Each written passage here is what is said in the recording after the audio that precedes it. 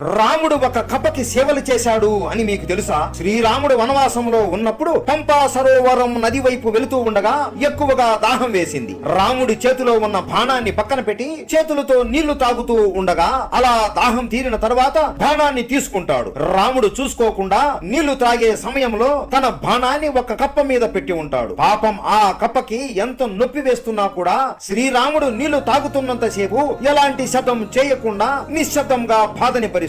శ్రీరాముడి బాణం ఎంత బరువుగా ఉంటుందో మీకు అందరికీ తెలుసు కదా. అలాంటి బాణం బరువు కప్ప భరించి స్పృహ తప్పిపోతుంది. వెంటనే శ్రీరాముడు ఆ కప్పని చేతిలోకి తీసుకుని ముఖం మీద నీళ్లు కొట్టి లేపుతాడు. అప్పుడు శ్రీరాముడు కప్పను ఇలా అడుగుతాడు, ఆ దేవుడు నీకు అంత పెద్ద నోరు ఇచ్చాడు కదా, నువ్వు ఒక్కసారి అరిచి ఉంటే వెంటనే నేను నా బాణాన్ని నీ మీద నుండి తీసివేసేవాడిని కదా అని.